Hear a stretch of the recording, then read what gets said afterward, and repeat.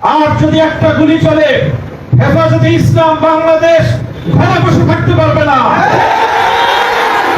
আমার সন্তানের লাশ নিয়ে আমরা কবরস্থানের দিকে যাব না।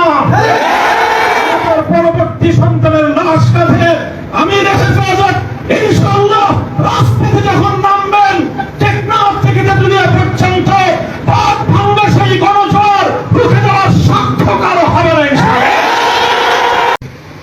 এই সময়ে শহীদি কাফেলা হেফাজতে ইসলাম বাংলাদেশ আজকে ঐতিহাসিক দায়িত্ব পালন করার জন্য আজকে মাঠে নামতে বাধ্য হয়েছে।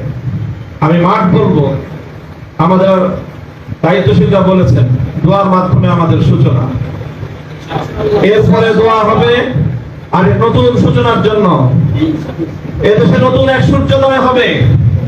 স্পষ্ট ঘোষণা করতে চাই, আর যদি একটা গুলি চলে, হেফাজতে ইসলাম বাংলাদেশ ঘরে বসে থাকতে পারবে না। আমার সন্তানের লাশ নিয়ে আমরা কবরস্থানের দিকে যাব না। পরবর্তী সন্তানের লাশ কাঁধে আমি হেফাজত ইনশাআল্লাহ রাজপথে যখন নামবেন, টেকনাফ থেকে তেতুলিয়া পর্যন্ত পথ ভাঙবে সেই গণজোয়ার রুখে দেওয়ার সাক্ষ্য কারো হবে না ইনশাআল্লাহ।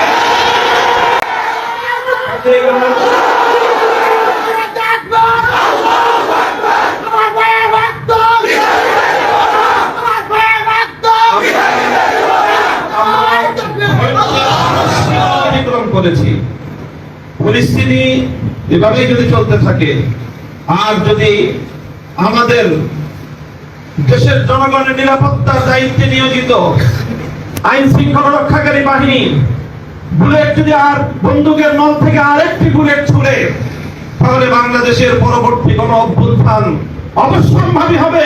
সে অভ্যুত্থান রুখে দিতে কেউ পারবে না।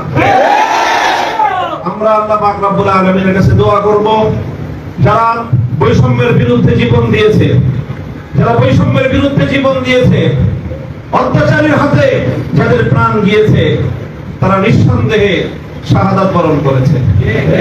কাজেই সেই শহীদদের আত্মার মাগফিরাত শুধু নয়, বরং শহীদদের শাহাদাতের কবুল হওয়ার জন্য আমরা দোয়া করব আল্লাহর কাছে। এবং সেই শহীদদের উসিলায় আল্লাহ যেন আমাদের আগামী প্রজন্মকে এভাবেই সকল বৈষম্য, জুলুম, অবিচার, অন্যায়ের বিরুদ্ধে রুখে দাঁড়াবার এক অদম্য সাহস যেন আল্লাহ পরবর্তী প্রজন্মের বুকে বুকে দান করেন, সেই দোয়া ইনশাআল্লাহ আমরা করব। ওয়া আখিরু দাওয়ানা আলহামদুলিল্লাহি রাব্বিল আলামিন।